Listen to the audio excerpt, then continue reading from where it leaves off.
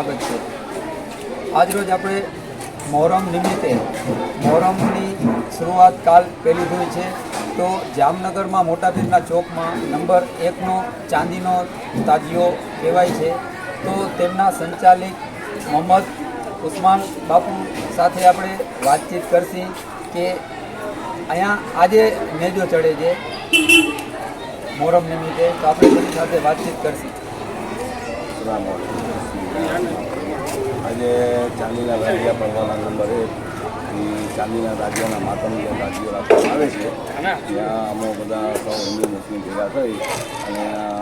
એક ક્લાસ ઇમામ મુસ્લિમના ભેગા ચડાવે અને ઇમામ મુસ્લિમની નિયાઝો વગેરે કરે, નારિયેળ વધારે, અગરબત્તી કરે, બધાને ઉલ્ફાનું નિયાઝ ખવડાવે અને બહુ સારી રીતથી હિન્દુ મુસ્લિમ બધા ભેગા થઈ અને કાર્યક્રમને બહુ સરસ સફળ બનાવી અને ગુજરાત રાજ્ય વકફ બોર્ડમાંથી તારીખ 24/6/2024ના રોજ એક તરફી ચાંદીના તાજિયા બારામાં જજમેન્ટ અને જે સલાહ સૂચન આપેલ એ બાબતે આજે આમંત્રણના વારસદારો દ્વારા માનનીય હાઈકોર્ટની અંદર કેસ દાખલ કરે, જે કેસ દાખલ કરે તેમાં 5 તારીખે અને હાઈકોર્ટમાં ગઈ ચાંદીના તાજિયાનો વિવાદ અને પરવાનાનો વિવાદ એ બાબતે હાઈકોર્ટની અંદર અમને 9 તારીખ પાછી સૂચન માટે જણાવેલ છે અને નોટિસ ઇસ્યુ કરેલ છે કે સામા પક્ષે મોહમ્મદ સિદ્દીક બાપુ જે વકફ બોર્ડમાંથી એક તરફી વકફ બોર્ડની મનમાની વકફ બોર્ડ કરે છે અને ચલાવે છે, જે ભ્રષ્ટાચારને સિદ્ધ કરે છે કે 24 કલાકની અંદર તે એગ્રીમેન્ટ હાલ સુધી વકફ બોર્ડની અંદર ક્યારેય પણ જોવા દેખાડવામાં આવેલું નથી, એ બાબતનું કોઈ ઠરાવ કરેલ નથી અને મનગઢ રીતથી વકફ બોર્ડ એક તરફી નિર્ણય લઈ લેતા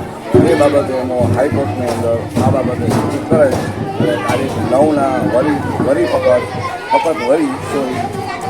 સુનાવણી રાખેલ છે અને બંને પક્ષોને હાજર રહેવા જણાવેલ છે, એની નોટિસ ઇસ્યુ કરેલ છે।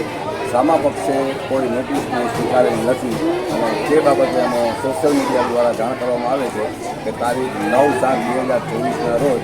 માનનીય હાઈકોર્ટમાં હાજરી આપે એવી અમારી અપીલ છે અને શાંતિપૂર્વક આ તહેવાર જળવાઈ રહે એવી અમારી દુઆ છે। બધા હળીમળી રહે, ખુશહાલ રહે અને ઇમામ હુસૈનનું નામ રોશન કરે એમની યાદમાં કુરબાનીઓ સારી રીતે આપણે ચાંદીના તાજિયાના ઇમામ ખાને પણ જાસી અને ત્યાં પણ બાપુ સાથે થોડીક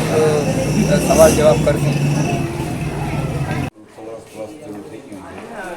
એવું પણ સાંભળેલું કે આપણા જામનગરના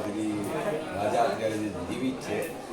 જામ સૈયાજી, એમના જન્મદિનના મુબારક વરી ફક્ત રિન્યુએશન કરવામાં આવેલું સાંભળેલું છે અને તાજિયા હિન્દુ મુસ્લિમની એકતાની છે અને બહુ સારી રીતે જામનગરમાં વર્ષોથી ઉજવાય છે। મોહમ્મદ બાપુ, આપણે કરબલાનો આખરી મેસેજ શું હતો? કરબલાનો આખરી મેસેજ એવો હતો કે હક અને બાતિલ સામે જે લડાઈ હતી, ન કે